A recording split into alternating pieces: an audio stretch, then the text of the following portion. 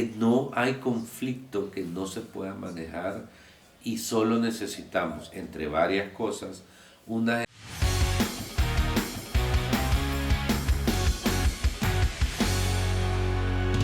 Hola, ¿qué tal? Qué bueno que estamos de nuevo en este canal. Gracias por ser parte de esta comunidad, gracias por ver los videos, gracias por compartirlos, por crecer con nosotros y pues gracias por las sugerencias que nos están poniendo alrededor de qué quieren que hablemos. Y alguien escribió y me decía, Juan Carlos, ¿puedes hablar acerca del conflicto del Medio Oriente?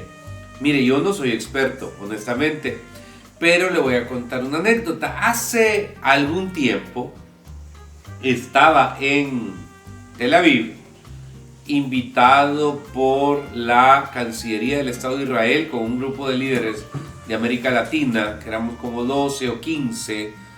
La mayoría no conocían el Medio Oriente. Su servidor, pues por distintas circunstancias, ya ha ido en diferentes ocasiones. Y entonces, después de un día, 2, 3 de las típicas rutas que uno le hacen, teníamos en la Casa de la Paz una reunión que nos iba a recibir Shimon Peres. Shimon Peres es un ex primer ministro, un referente a nivel mundial de un Israel conciliador, un Israel fuerte, pero también de brazo extendido.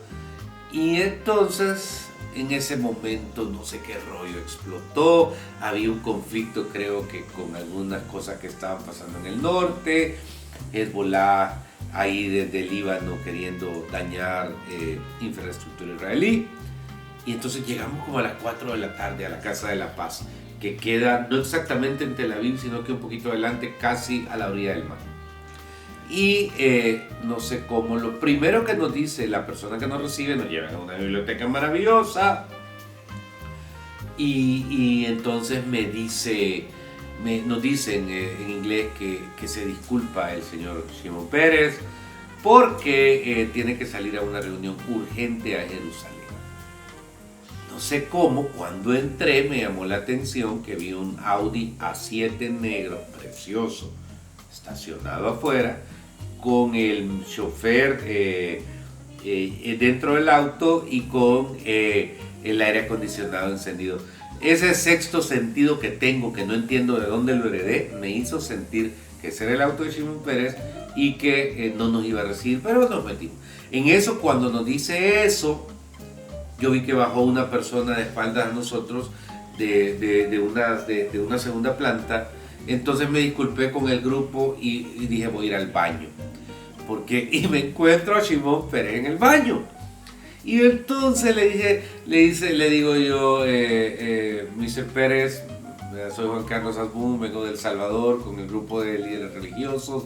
Nos están diciendo, y él en el baño, así, haciendo pues número uno, y yo en el otro haciendo número uno también, pero en una plática.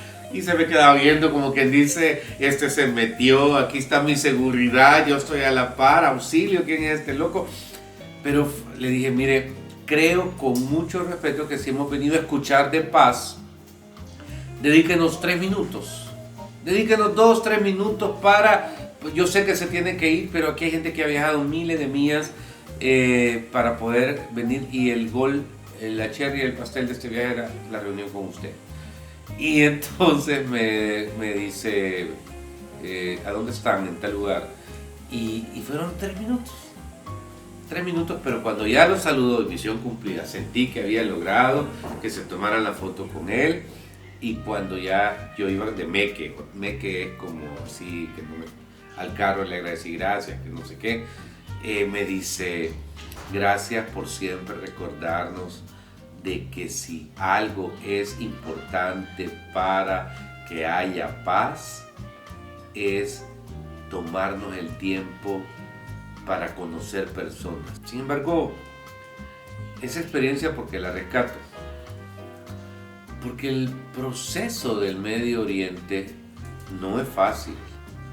En todos lados tiene personas conflictivas.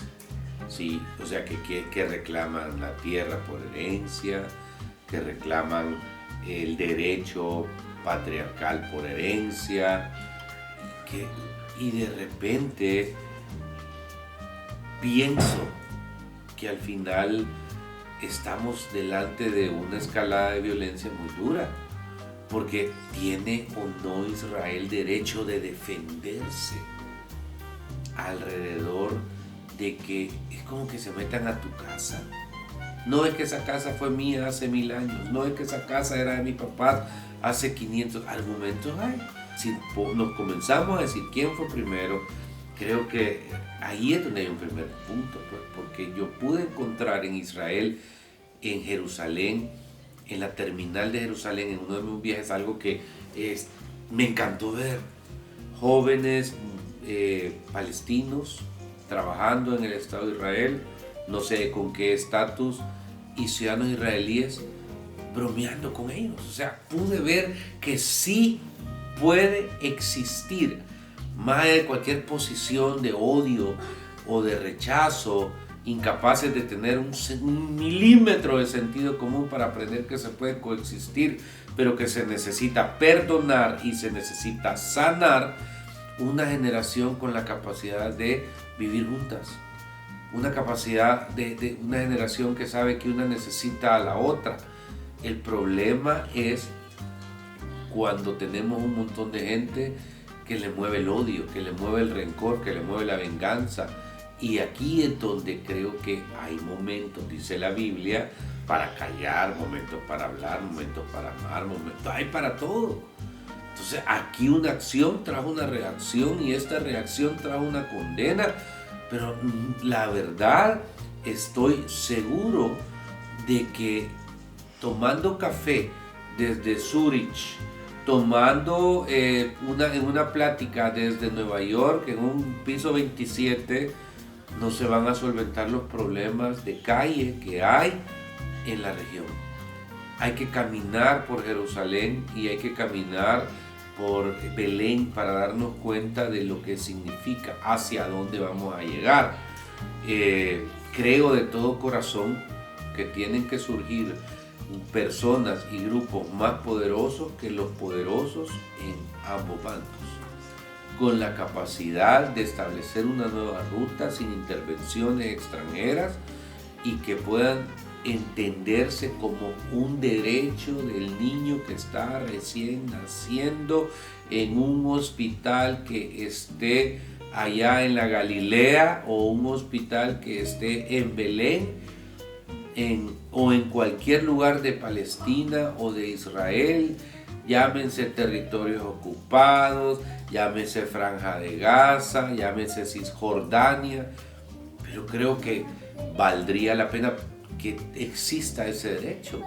Y ahí depende de la generación emergente, porque yo puedo decidir odiar o perdonar y avanzar, pero necesito de la otra parte también alguien que decida entre odiar y avanzar y perdonar, y al avanzar y perdonar pueda, como yo, dar pasos que restauren para estos niños que están naciendo.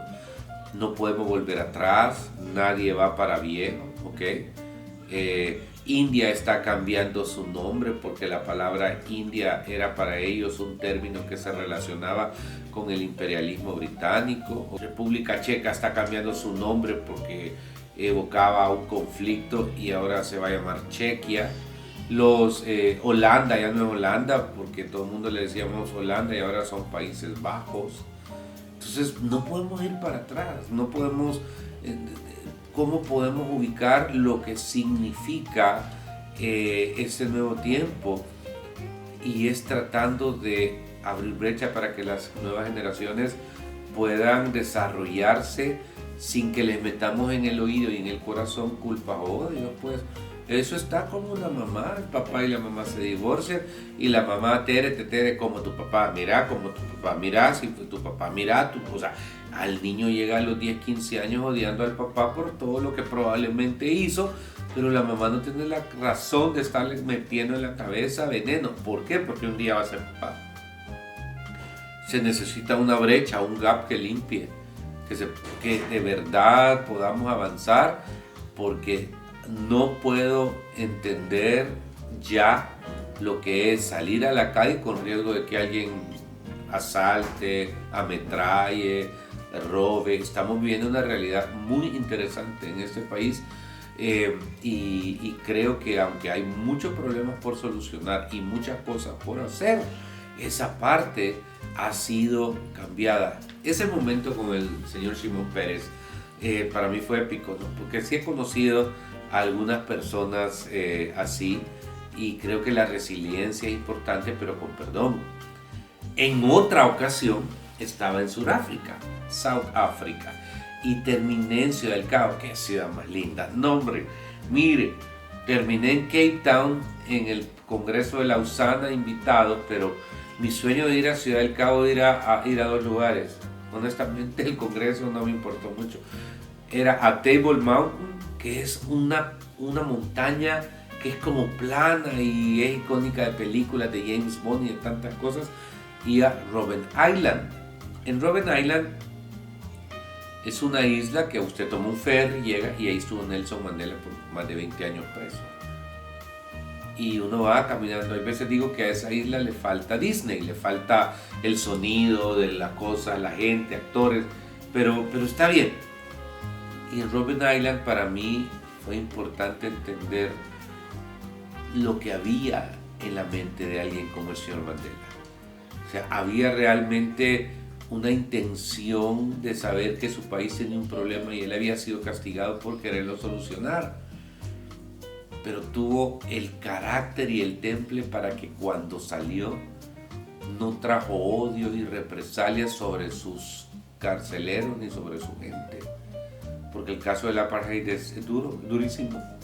Entender la segregación, hoy desde estos países aquí en América Latina no lo entendemos, interpretamos por algunos tipos de guetos sociales, del maltrato, de las clases predominantes algunas cosas por algún tipo de estudio, pero no nada de eso es marginación, así como se ha vivido en otros países por cuestiones de raza. Pero cuando veo esa cárcel de un tamaño así, veo una ventanita y veo cómo un hombre pudo pasar 20 años, no me acuerdo exactamente cuántos, aislado del mundo, sin visitas.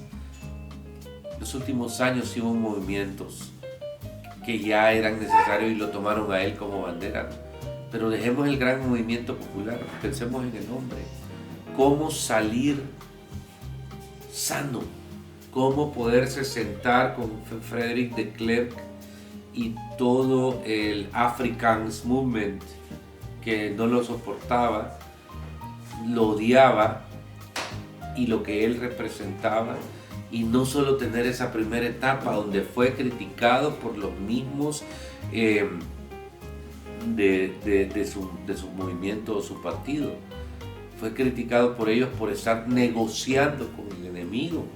Y eso trajo crisis internas, pero él se mantuvo en su posición porque sabía que lo único que podía sacar adelante a Sudáfrica era la integración y la paz.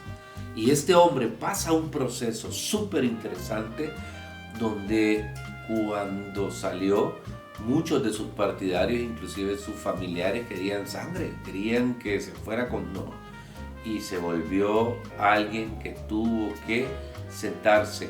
Y luego llegó el tiempo para que él fuera el presidente de Sudáfrica. Y todo lo demás estoy seguro que usted ya lo sabe. Y piensa que Mandela es Morgan Freeman por esa película maravillosa. Pero al final mi lectura es que no hay conflicto que no se pueda manejar.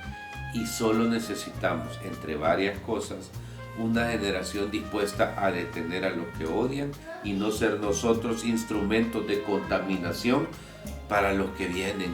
Estoy seguro de que el ser humano siempre puede ser bueno y siempre puede ser malo, pero no podemos llegar a extralimitarnos, porque como toda la ley de la siembra y la cosecha en esta vida, dice la palabra, todo lo que el hombre sembrare, eso también segará. Gracias. Soy Juan Carlos Asbun desde El Salvador. Recuerde compartir estos videos, cualquier comentario, interés de plática, póngalo ahí por favor. Y de verdad es un privilegio ser parte de estos días en su vida. Bendiciones.